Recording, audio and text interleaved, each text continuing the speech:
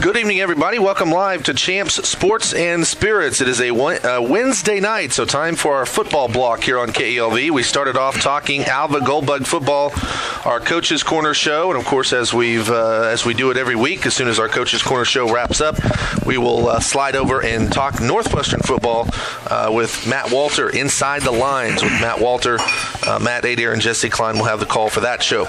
I am Craig Kilman, joining you for our Coach's Corner show. We bring in the head coach of the Goldbugs, Taylor Schwedtfiger. Taylor, how are you, sir? Doing great, Craig. Doing great. How are you? I'm good.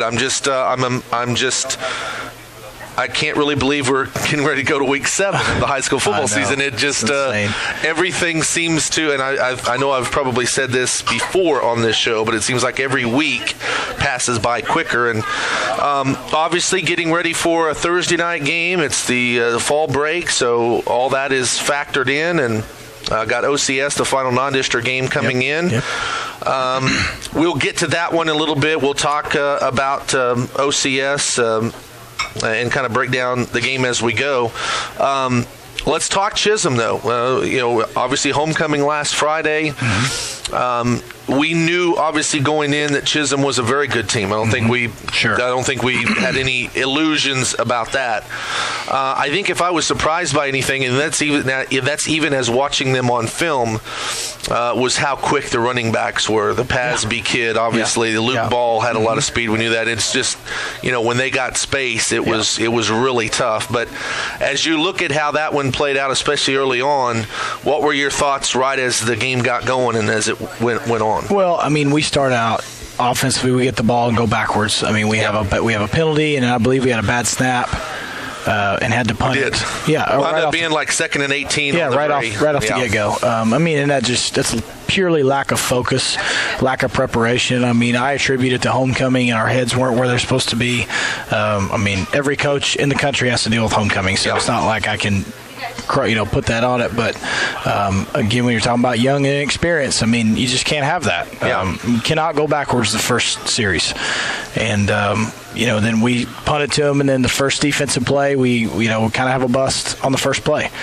And the thing is, I knew it was going to be a little bit to get used to that offense because you can't duplicate it in practice. You just cannot do it. If you talk to Joey Reiner, which I've talked to him, he'll tell you. That's one of the things they hang their hat on is you can't duplicate that look. Yeah.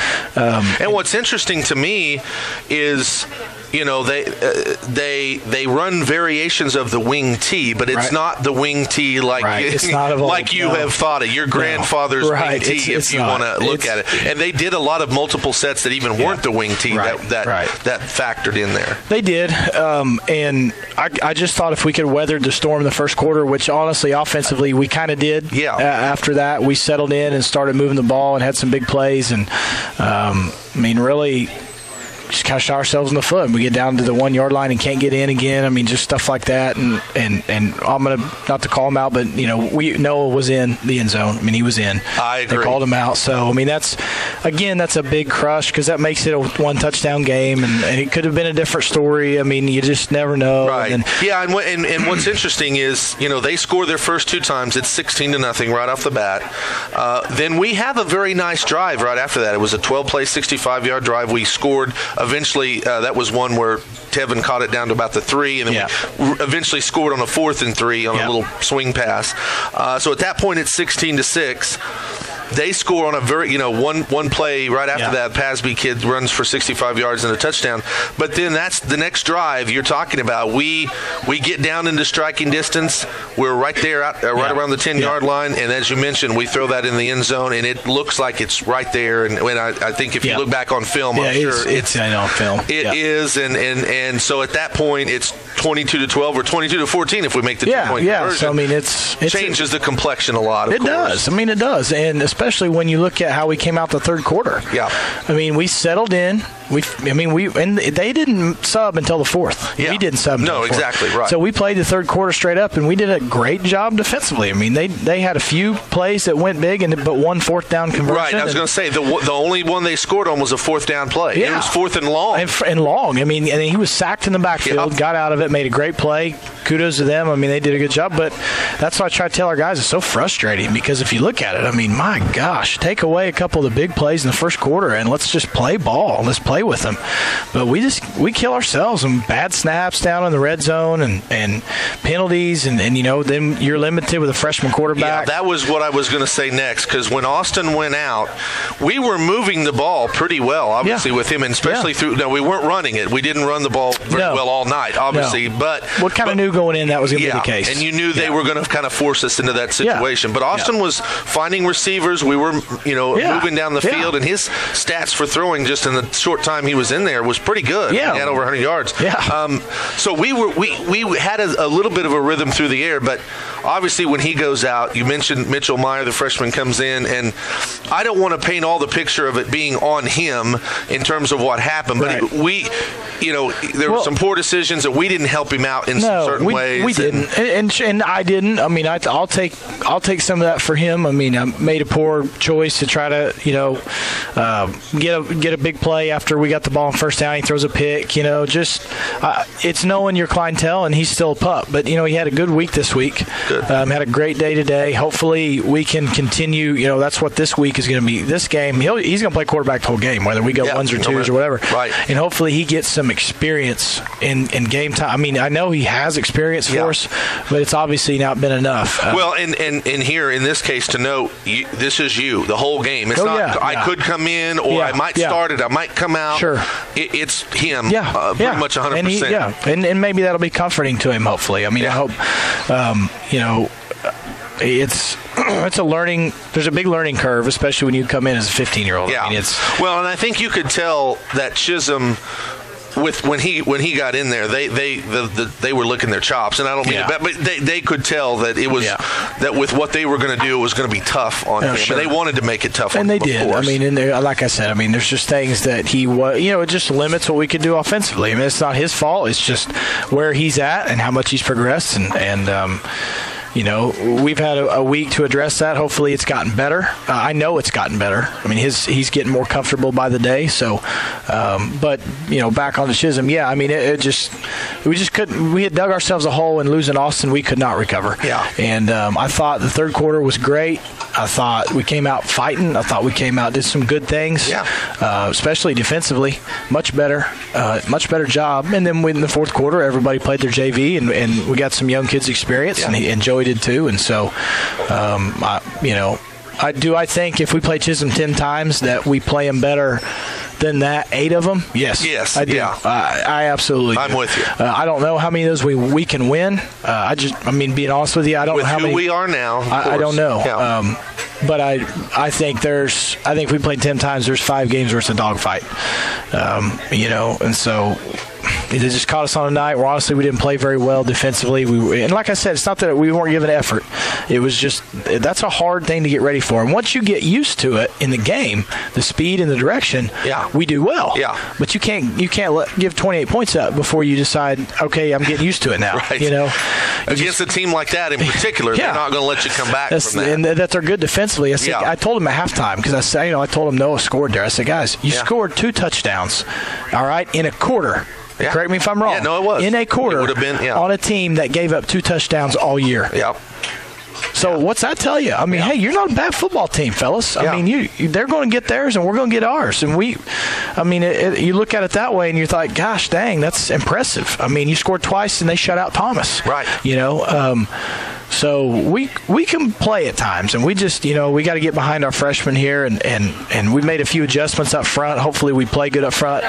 But putting Chisholm to rest, they are a good football team. I'm going to be honest with you. They're a team that's going to win a playoff game or 2. Yeah. Put themselves in a position to play late in the year. I think it's clear they're going to be undefeated by the time they go to Hennessy. I don't think there's any doubt about that. No doubt. I wouldn't think that. No. So that one's going to determine the district championship, and then we'll go from there. Yeah, but they're going to be 9-0 by the time they play Hennessy. I can't envision that it won't be that way. No doubt about that.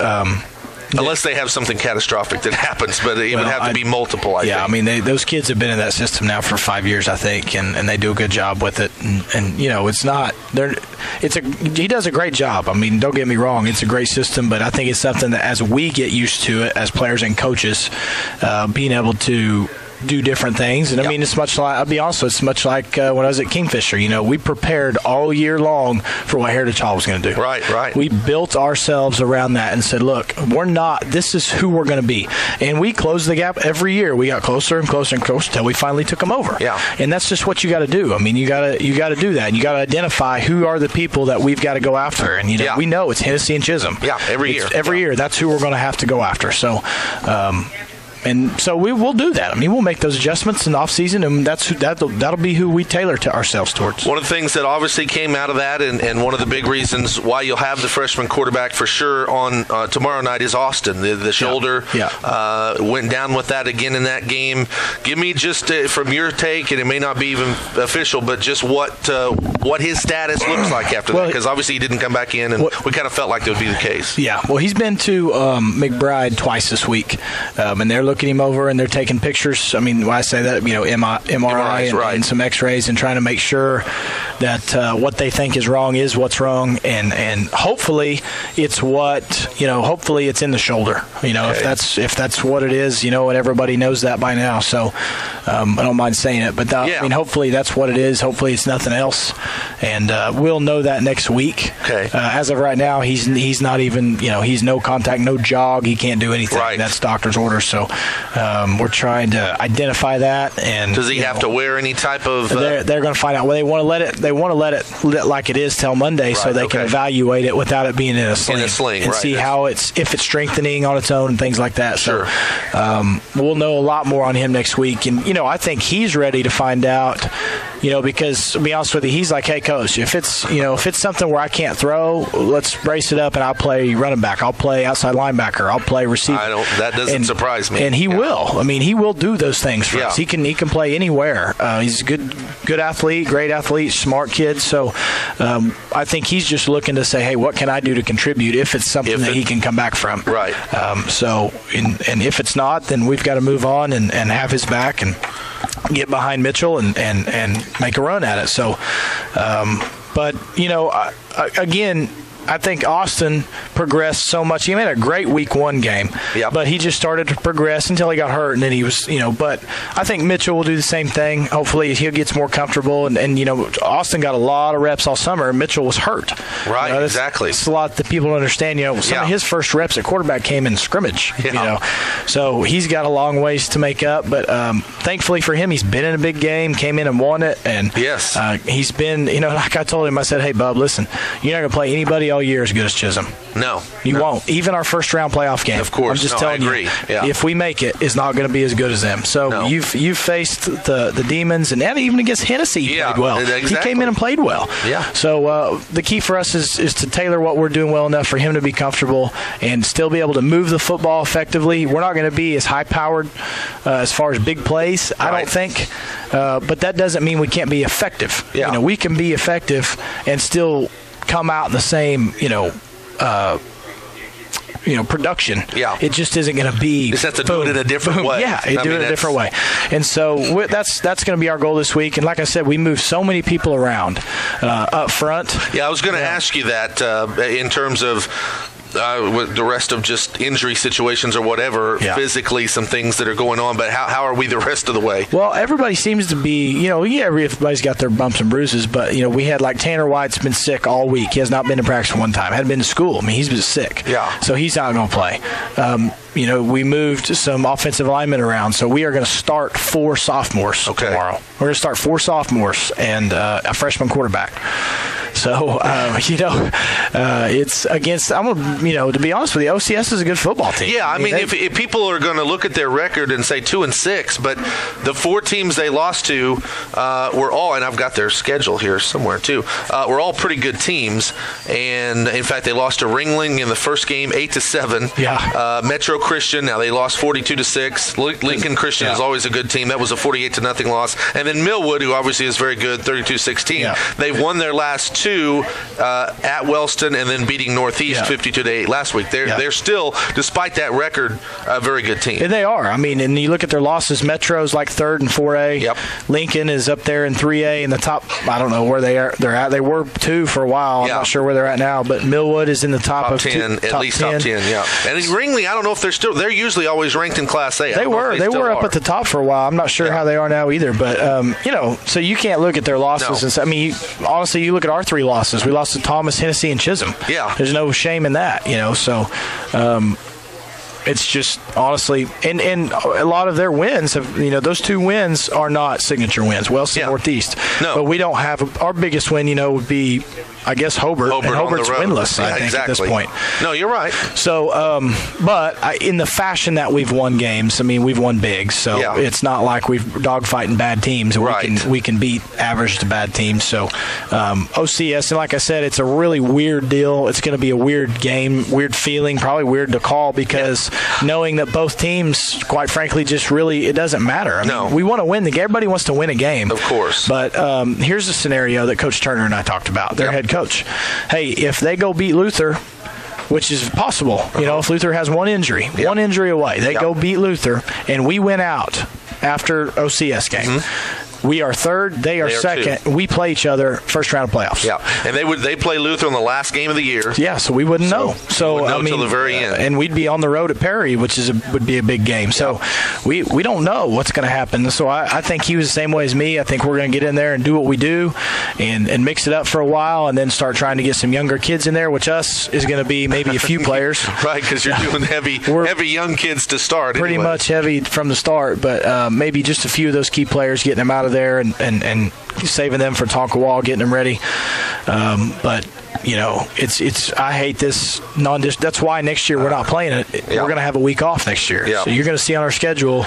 We're going to do the week 0 game. A week 0 game. And then have a bye week at this juncture of the season, correct? Yep. That's exactly what we're going to do. So I think that's the better way to do it. And not only that, at that stage of the year, it would give you an extra time if you've got injuries to get those guys worked in. And then your last 3 games or wherever it be, then those are the important ones. And it sets up perfect next year. We play Hennessy, have a week off, play Chisholm.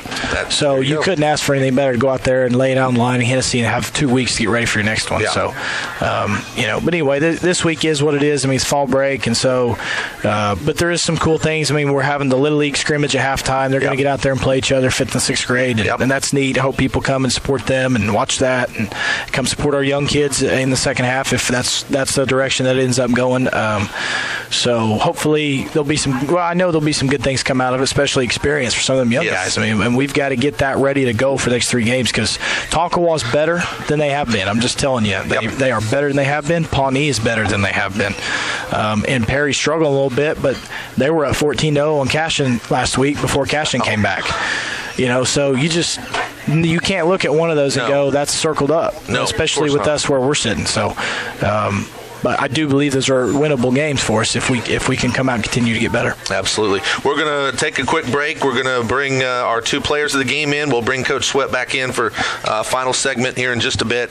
Our players of the game from last week, offensively, we had senior Tevin Long, and our defensive player was junior Chase Jones. So we'll take a quick break, come back, and bring those guys in. It's all part of our Coach's Corner show tonight, live from Champs here on KELV. Welcome back to our Coach's Corner show, live from Champs Sports and Spirits. Craig Kilman here with you as we talk Goldbug football. We bring in our K&K Bodyworks Northwest Electric Company players of the game from last week, and we'll start off with senior receiver Tevin Long. Had 4 catches for 46 yards, including a big 42-yarder on the Goldbugs' lone touchdown drive that put us in a position. Tevin, the leading receiver on the season, 17 catches, 251 yards, leads the team in touchdown receptions with 4 as he joins us. Tevin, how are you, sir? Good. How are you? I am good. You just had a birthday, so I know it's a little bit post, but happy birthday to you. Thank you. That went well for the most part. Good. Well, let's talk a little bit about Chisholm. That was obviously not as fun as we had hoped it would be. We knew Chisholm was very good. One of those games that just kind of got away from us early with their speed and their quickness, and we made some plays to try to stick in it, but they're one of those teams that you give them a couple of scores there. They're really hard to come back from. Yeah, they are. They're a pretty good team. What did you guys feel going into that game, and especially as it got started? Was it? Did you feel early on just maybe their size, their speed? Was that something that you guys noted early on? Yeah, I mean, we knew going into that they were going to be bigger and faster, but I felt like that the team thought that we could get a little run going, but they held us, and we had a couple penalties there at the start of the game, and I feel like that might have took us back a little bit. But we got down 16-0. We had the touchdown drive. That was when you had the big catch down inside the 3-yard line, and we really put us in position. We got that score there, and you think, okay, it's 16-6. We're kind of right in this. They score real quickly on their very next drive, but then we had another drive where we marched down the field on them and had an opportunity to score there. And you can't change what happened. We ultimately didn't score in that one drive. But, we score there. That makes it basically a one-score game again. And then maybe things are a little bit different, obviously. Right. But after that, it just seemed like they were able to kind of take off. Yeah. That sucked not getting that touchdown, but it especially happens. when it is, and I think when you obviously at the high school level you can't replay anything, despite when you look back on it, you wish that you could. Yeah. But that was key. Now you went through that. It was obviously tough, but you guys are obviously of the mindset now that, I mean, Chisholm is as good as anybody that we've seen, and maybe the rest that we'll see the rest of the way. Yeah. So how did you just kind of put that in the rearview mirror once it was over? Oh man, you have to have a short memory on that kind of stuff. You have to go and prepare for the next week, and we got OCS coming up, so I think we'll go out and play hard and see what happens. How has your practices been this week in preparing for a game that you want to win, but obviously it's a game that's also a non-district game, right. So it's going to be, and as we've talked to Coach, it's going to be a different feel of a game than what we've seen before, but how have the practices been kind of getting ready for that? I felt like we've had some pretty solid practices, definitely some of our best practices we've had this year. Good. So I don't know. I think we'll go out and play well. And then obviously after that, everything counts. I mean, that's the thing about getting that one, and we don't want to skip it necessarily, but once you get that one over with, Tonkawa, Pawnee, Perry, back to back to back, that kind of defines the season at that point. Yeah, those are the ones that matter, so we got to get ready for those. Absolutely. Tevin, always appreciate you taking time, and had a great game, and we look to see you on down the line. And again, happy birthday to you. Thank you. Thanks for having me. You bet. Our thanks to Tevin Long, senior receiver for the Gold Bugs. Our offensive player of the game will bring in Chase Jones, our defensive player of the game.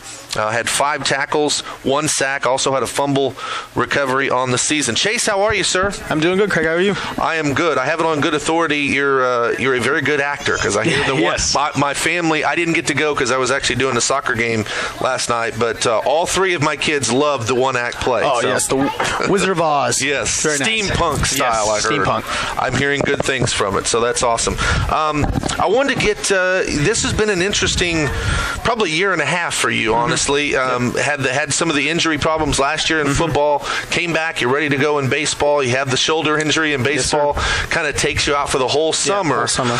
What was the summer like for you, knowing that, I mean, maybe some uncertainty about what was going to happen? Am I going to be ready to go for football? And then once it finally got here, give me a little bit of idea of your mindset as you went through kind of the uncertainty with that shoulder injury. Well, my doctor told me like in May that I should be ready before football, and once football rolled around, I went back, and he's like, well, you tore your labrum, and he had suspicions before, and he was like, well, I mean, you have 3 choices. You can play on it, or you can brace it, or you can get surgery. Okay. And I don't know, like all those, like, and I was like, well, maybe I should just brace it, or maybe a baseball, because baseball is like, I love baseball. Of course. I don't play basketball, and I love football. And I knew since this season was going to be different, I'm like, oh, let's just brace it up and let's play. So I couldn't lift much. I did legs all this summer, so okay. I got stronger. I got a lot stronger this summer.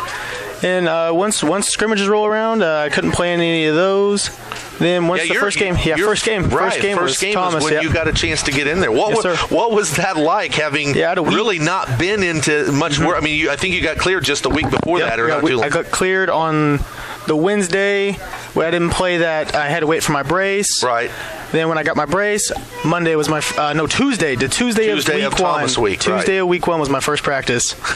came right into it. What was that like? Did it feel like you'd been away at all, or did you pick it up pretty good? I thought I went pretty good into it, and that was toughest game, and I thought we all did play hard in that game, and yeah.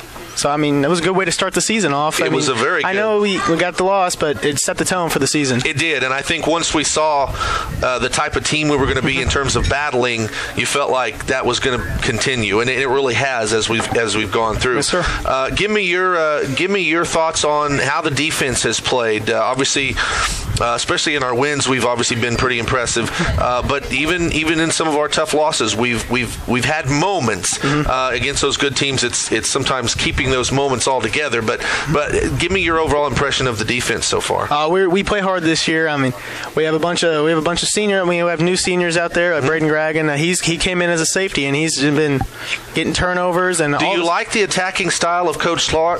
Because yes. he really, yes. I mean, it's really a full bore attacking style. Yep. This week we're playing more of a renegade system, as he calls it. So he just wants us to strike early, and get the ball back, and try to score on defenses. Yeah. I like the way he sets up the defense. We have, our 3-4, or we bring down the mic and we play like a 4, like a 4-4 kind of, like, because when we bring up a safety, I mean it gets pretty intense out there with Coach Sklar, and he knows what he's talking about. We have good depth, I think, too, at the linebackers. You, Kennedy, McKnight, obviously Harsman and Ridge on the outsides. They're almost like rush-ins a lot of times. Yep. And it seems like everybody complements themselves. You had, I thought, a really big game against Chisholm, even despite the game. Had a big sack at one point, caused a fumble, and you're really getting in, especially a groove as the last few games have gone on. Yeah, well, Justin Meyer came in and he had, like 3 sacks that game. And Kennedy's, I think he's out this week with his hand. I think he might have broke some things in his hand. Wow. But he's coming. Justin Meyer's coming in and he's filling in the outside linebacker spot, and we're bringing Ethan inside with me. Okay, and I'm going to play the Mike, and he's going to play the Will. So I mean, awesome. we're going to have a good rush defense this week, and OCS likes to spread it out. So. They do. And they got some speed, so I mean it's going to be kind of difficult to keep up with that speed. But it's also going to be an interesting game because I think you're going to see a lot of different players from us and from them probably as the game goes on. And their offense is a lot like our offense. So I mean we see it every day. Yeah. So I mean it's nothing special to us. Yeah, not something we haven't seen for sure. Yeah. Well, Chase, great job again. I appreciate you taking time to come on, and it certainly was a good interview, and we look forward down the line. Thanks for having me. You bet. Our thanks to Chase Jones. Alva Jr. was our defensive player of the game from last week. He and Tevin, great job on the radio as per usual. Of course, Alva kids typically do a very good job with that. Let us go ahead and bring back in the head coach for the Goldbugs, Taylor Schwedtfiger. A couple of final comments. Coach, let's go ahead. And even though, as we mentioned, this is going to be an interesting game and not probably the typical game that we see, let's do just a little bit of game planning to some degree when you, especially with the start of the game, when you look at OCS, and Chase kind of touched on a little bit, when you look at them offensively, they spread it out a lot. They've got, I think, a pretty solid quarterback. They've got some speed guys that can run. I've looked at their stats. They've got some kids that can really play. Give me an idea of your defensive take against what they'll do offensively. Well, I mean, I think Chase said a really good job. I mean, their quarterback can go, and they get big splits, and they get out and try to get you out in space and let him go to work. And I mean, he can flat out go. I mean, I'm talking about like those kids that you saw last week type of team. Yeah. So, and their tailback's pretty good. They got 2 or 3 linemen that are okay. I mean, they graduated most up front. I mean, they're kind of same boat as we are up front. Maybe not quite as downgraded this week with the sickness and injuries and where we moved around, but they're, like I said, I mean, they're going to do some things to get the ball into space, and the ball in the flats, quick smoke, bubble routes, things like that, where we have to go tackle in space. So it'll be good for us to see it. It's kind of nice, that it is a non-district game and that we get to go see a team like that's going to come in and spread it out a little bit and get us used to tackle. Because honestly, Tonkawa is not lining up in the eye anymore. Okay, they're spreading it out a little bit, trying to, and then they're just running the football and throwing some things like that. They've evolved a little bit to from 8 in the box type deal. So it'll be good for us to see it this weekend. Their Tonkawa's quarterback can run. So that's why I like this matchup for us to give a chance to go try to contain him and see what it's like to you'll get to see it firsthand, and then you'll have it on film as well to break down some good teaching. Of the things. Yeah, exactly. So I hope he doesn't run too far all over us, so Tonkawa doesn't get a great idea of how to attack us. But that's just part of it. I mean, we're going to have to adjust to it and go on and play. So the good thing is Tonkawa plays Chisholm this week, so I think they'll take one on the chin a little bit and get beat up. So hopefully that helps us out. That could, and that would be a good thing. We'll be okay with that. For sure. So now let's go offensively for us against their defense. They run the 3-3 stack. I talked to their coach today, so we've seen that before, or at least a variation of that defense before. So it's not something we haven't seen at least. But obviously we've got the young kids and the freshman quarterback and the things like that. But what are some of the things that we'll try to do offensively against that defense? Well, I mean, you've got to establish a running game. I mean, you just do, because if they're any good at what they do up front, they can drop 8 on you. Yeah. I mean, if they really want to. So you've got to be able to establish some type of running game. I mean, and that's what we're going to try to do early. Get Mitch settled in before we start trying to throw the ball downfield. Sure. And unfortunately, it allows them to come pin their ears back. Yeah, real quickly, and this is something that became obvious in the Chisholm game when you can't run the ball, and we couldn't against them. That makes it really tough for any quarterback, but it really made it tough for him. And that's why Hayden Colwell, Davion Merrill, those guys need to get some runs going to break us in for sure. We've got to get something going up front. I mean, last week we were busting things, and actually we ran counter on the first drive, and watching film, our double team took their 2 techniques 8 yards back. I mean, it was very impressive. Yeah. And then we miss a bust on the pull, on the pull side. We just totally miss it. So it's like, man, I mean, just little things like that are frustrating if that a young team makes mistakes, and our kids see it on film. It's just, hey, one little mistake busts the whole thing. And so hopefully, and the thing about OCS is they're going to be physical up front. They got one really good end. They got one really good linebacker.